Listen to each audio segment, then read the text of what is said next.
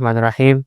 Assalamualaikum warahmatullahi wabarakatuh. Alhamdulillah kita sudah sampai kepada mazhar yang kesekian, yaitu Syekh Ali Al-Bayyumi. Nama lengkap beliau adalah Ali Nuruddin Al-Hijazi bin Muhammad Al-Bayyumi. Jadi sebenarnya Al-Bayyumi itu kan nisbat yang dimiliki oleh ayah beliau. Akan tetapi nisbat tersebut juga dinisbatkan kepada anak beliau, yaitu Syekh Ali. Nah, beliau ini sejak kecilnya itu sudah mulai menghafal Al-Quran dan juga belajar ilmu-ilmu agama yang lain. Termasuk beliau itu belajar ilmu hadis. Salah satu guru beliau yaitu guru hadis, di mana beliau itu mengambil hadis musalsal dari guru tersebut, yaitu Syekh Muhammad bin Abdissalam At-Tatawuni. Itu adalah salah satu guru beliau yang terkenal yang telah menyampaikan hadis musalsal kepada beliau. Kemudian beliau ini adalah seorang tokoh yang terkenal dengan tasawufnya. Jadi meskipun beliau ini memang adalah seorang ulama yang berilmu, akan tetapi kisah-kisah tasawuf beliau itu lebih mendominasi dalam kehidupan beliau. Jadi secara garis besar kan tokoh-tokoh ulama itu bakal terkenal namanya itu karena dua hal. Yang pertama karena keilmuannya yang sangat Masya Allah, dan yang kedua itu karena ketasawufannya yang Masya Allah. Dan beliau ini termasuk orang yang terkenal karena ketasawufannya, sehingga kisah-kisah hidup beliau itu memang diwarnai dengan kisah-kisah zuhudnya beliau, kesederhanaan hidup beliau, bahkan karomah-karomah dalam hidup beliau. Nah, ngomong-ngomong tentang tasawuf, pastinya kan tidak akan lepas dari yang namanya thariqah. Begitu juga dengan Syekh Ali Al-Bayyumi. Beliau tuh pertama kali mengambil thariqah itu adalah thariqah khalwatiyah. Dan ini adalah thariqah yang umum diambil oleh para Syekhul Azhar. Termasuk salah satunya adalah Syekh Ahmad At-Thayyib. Beliau juga mengambil thariqah khalwatiyah. Nah, beliau mendapat thariqah ini dari siapa? Mendapat ijazahnya itu dari Sayyid Husain Ad-Dimirdashi. Itu guru thariqah beliau dalam thariqah khalwatiyah. Lalu beliau pun menjalani hidup beliau dengan thariqah ini selama beberapa waktu. Lalu kemudian setelah itu beliau ganti thariqah, login lagi ke thariqah Ahmadiyah. Nah, kemudian setelah beliau itu menjalani thariqah ini, beliau pun kemudian majzub. Nah, majzub itu kan istilah yang terkenal sebagai seseorang yang kesadarannya itu sudah diambil oleh Allah Subhanahu wa taala, sehingga seakan-akan kan kelihatannya itu seperti orang yang gila. Padahal sebenarnya bukan gila. Kesadarannya itu diambil alih oleh Allah Subhanahu wa taala, dan biasanya beliau dikenal sebagai seorang wali, orang yang sudah majzub ini. Nah, beliau adalah orang yang disenangi oleh orang-orang di sekitarnya. Jadi hati orang-orang yang ada di sekitarnya itu condong kepada beliau, sehingga beliau memiliki banyak murid dan juga pengikut. Nah, dan itu juga termasuk salah satu karomah beliau kan, karena beliau meskipun sudah sampai ke derajat kehilangan kesadaran, ya kan, karena kesadarannya itu telah diambil oleh Allah Subhanahu wa taala, tapi itu malah membuat beliau itu memiliki banyak pengikut. Kemudian ada sebuah kisah yang sebenarnya berkaitan dengan ketasawufan beliau, yaitu beliau itu dalam satu minggu itu keluar cuma satu kali seminggu, yaitu hari Selasa.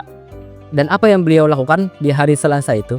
Beliau berziarah di Masjid Sayyidina Husain. Karena beliau tuh memiliki banyak jamaah kan, jadi banyaknya jamaah ini menyebabkan kotor, menyebabkan polusi di lingkungan sekitar Masjid Sayyidina Husain, sehingga beberapa ulama itu kayak nggak setuju dengan beliau ini, karena beliau ini jadi sebab ini kotor ya kan di sekitar Masjid Husain, karena beliau tuh membawa banyak jamaah ke sana. Nah, awalnya beliau tuh dilabrak oleh para ulama saat itu, akan tapi beliau juga memiliki backingan sebagaimana ulama-ulama yang sebelumnya kan. Backingan beliau adalah Syekhul Azhar Abdullah Asy-Syabrawi. Tentunya kita pasti sering dengarkan Syabrawi.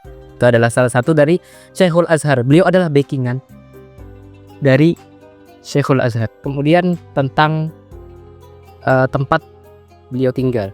Beliau itu tinggalnya di Al-Husainiyah, daerah sekitaran sini. Nah, beliau itu ada mengadakan majelis zikir di Masjid Zohir. Masjid sekitar sini, masjid yang dibangun oleh Zohir Baibars, salah satu khalifah di dinasti Mamluk. Kemudian di antara karamat beliau yang lain adalah beliau itu mampu menjadikan orang yang bermaksiat itu bertaubat.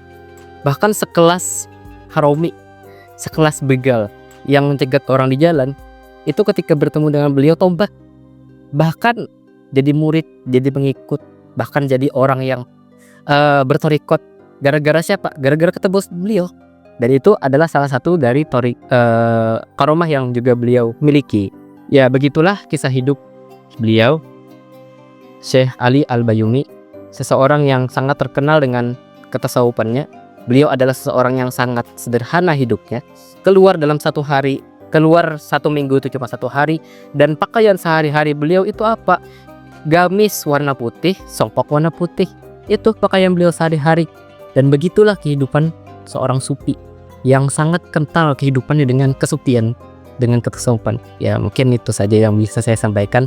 Semoga bisa diambil pelajaran. Mungkin ada salah khilaf bisa dikoreksi oleh Ustaz Wildan. Mari kita kirim Al-Fatihah kepada Syekh Ali Al-Bayyumi. Al-Fatihah. Alhamdulillah kita sedang berada di depan makam Syekhul Azhar Syekh Hasan Al-Quwaisini. Nah, beliau terkenal dengan sebutan Syekh Burhanuddin Asy-Syafi'i. Nah, kenapa terkenal dengan sebutan tersebut? Karena beliau sangat faqih dan sangat alim dalam ilmu fikih. Nama lengkap beliau yaitu Syekh Hasan bin Darwish bin Mutawi Al-Quwaisini Al-Asy'ari Asy-Syafi'i Al-Misri Asyaduli Al-Asy'ari. Nama Al-Quwaisini sendiri dinisbatkan kepada kota, kepada desa tempat beliau dilahirkan, yaitu di Provinsi Manufiah Mesir. Sedangkan Asy-Syafi'i itu dinisbatkan kepada mazhab yang beliau ikuti, yaitu mazhab Syafi'i. Kalau Asyaduli yaitu dinisbatkan kepada tarekat yang beliau ikuti, yaitu merujuk kepada Imam Abu Hasan Asyadili. Kalau nisbat yang Al-Asy'ari itu mengikuti akidah beliau yang merujuk kepada Imam Abu Hasan Al-Asy'ari. Nah, adapun tanggal lahir beliau itu belum diketahui secara pasti karena belum ada teks, belum ada kitab yang menyatakan tanggal lahir beliau secara kredibel.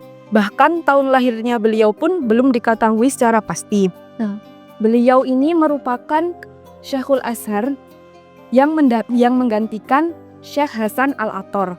Nah, fun fact dari beliau ini tunanetra sejak lahir, tetapi walaupun beliau dengan keadaan terbatas, beliau tetap gigih, tetap giat belajar, sampai beliau itu alim dalam hal fikih, dan beliau diperbolehkan untuk berfatwa pada masa itu, mengeluarkan fatwa dalam mazhab Malik, dalam mazhab Syafi'i. Adapun guru-guru beliau yaitu Syekhul Azhar Abdullah Asy-Syarqawi, Syekh Suwailib Al-Fasni, Syekh Dawud Al-Qal'awi, Syekh Muhammad Al-Amir Al-Kabir. Nah, beliau ini mempunyai banyak murid karena kefakihan beliau dan kedudukan beliau yang tinggi, sehingga banyak murid yang berhasil dari didikan beliau. Nah, sebagian muridnya itu merupakan cucu beliau, yaitu Syekh Hasan bin Muhammad bin Hasan Al-Quwaisini. Terus ada Syekhul Azhar Syekh Ibrahim Al-Bajuri yang makamnya ada di Nijawirin, itu juga cucu beliau, murid beliau. Syekh Rifah Rafi'at At-Tatawi dan syekh-syekh yang lain. Nah, salah satu karomah dari beliau yaitu doa beliau sangat mustajab. Al-Kisah, suatu ketika beliau menemui wali Mesir pada saat itu, yaitu Muhammad Ali Pasha di Kol'ah, dan beliau berkata kepada Muhammad Ali Pasha, "Kamu diberi nikmat makan dan hidup dalam kesenangan, tetapi penghuni Azhar pada masa itu kekurangan dan kelaparan. Tetapi penghuni Azhar saat itu tetap gigih dalam belajar." Nah, lalu Syekh Muhammad Ali Pasha pun berjanji kepada Syekh Hasan Al-Quwaisini bahwa akan memberikan bantuan kepada Azhar dan menjamin kehidupan penghuni Azhar. Tetapi ketika Syekh Hasan itu pulang, ada Syekh Amir Shaghir yang menghasut Syekh Hasan untuk tidak perlu mendengarkan kata-kata Syekh Amir Shaghir menghasut Wali Mesir Muhammad Ali Pasha untuk tidak mendengarkan kata-kata Syekh Hasan. Nah, kan itu posisi Syekh Hasan kan udah di rumah. Nah, tapi Syekh Hasan tuh kasyaf bisa mendengar apa ucapannya Syekh Ali Shaghir dan berdoa, Syekh Amir Shaghir dan berdoa semoga rumahnya Syekh Amir Shaghir itu terbakar. Dan tidak sampai minggu rumahnya benar-benar terbakar. Syekh Amir Shaghir meninggal beserta kerabat-kerabatnya dan rumahnya runtuh. Nah, terus ada juga peran besar beliau yang sampai saat ini kita rasakan, yaitu beliau menutup bisnis prostitusi.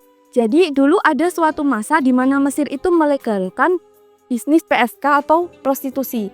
Nah, jadi di sekitar Azhar, di Godrawi, di Simpang Ek itu banyak bisnis prostitusi. Bahkan bisnis itu pun dilindungi oleh pemerintah.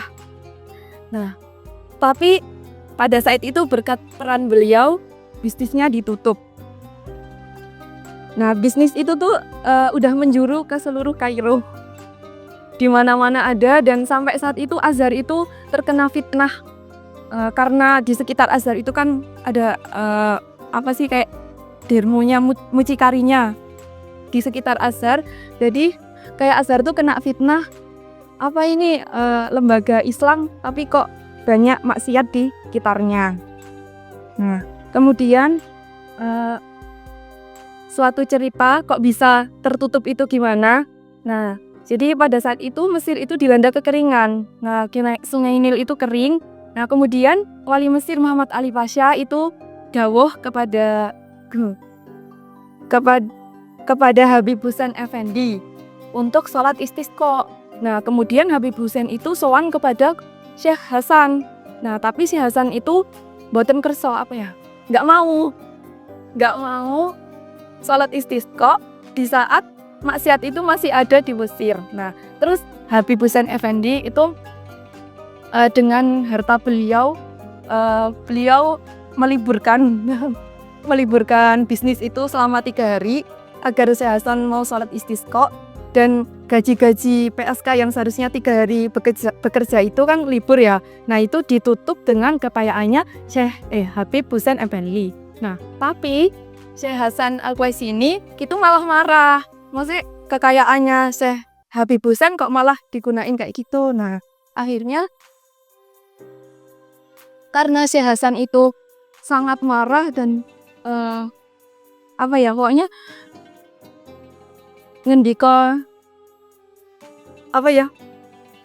pokoknya sangat marah lah. Nah, akhirnya sampai terdengar kepada Wali Mesir Muhammad Ali Pasha. Nah, akhirnya Muhammad Ali Pasha pulang dari Alexandria ke Mesir, ke Kairo, terus sowan Syekh Hasan dan mengeluarkan konun penutupan bisnis prostitusi di Kairo dan sekitarnya. Nah, bahkan kalau ada orang yang melanggar akan dihukum cambuk sebanyak 50 kali. Nah, alhamdulillah jadi sampai sekarang sekitar Azhar udah nggak ada prostitusi lagi ya, tapi diisi dengan madyafah dan keilmuan berkat peran Syekh Hasan Al-Qaisini. Nah, kemudian karangan beliau itu Syarah Al-Qaisini ala Sulam Munawwarah, terus kitab Mas'alah Wasiyah Masyhurah, kitab Faraid, Sanad Qaisini dalam ilmu hadis. Nah, kemudian yang terakhir, akhir-akhir hidup beliau itu sering terkena jazab karena saking asyiknya beliau dalam dunia tasawuf. Nah, beliau menjabat sebagai Syekhul Azhar selama 4 tahun. Kemudian kepergian beliau menjadi kesedihan bagi masyarakat Azhar dan Kairo. Ibrah yang bisa diambil yaitu beliau menjaga bumi dari kerusakan dan kemaksiatan, dan beliau tetap berperan meskipun fisiknya terbatas, yaitu beliau buta sejak lahir. Nah, untuk mengenang jasa beliau, mari kita kirimkan Al-Fatihah bersama-sama. Syekh Hasan Al-Fatihah.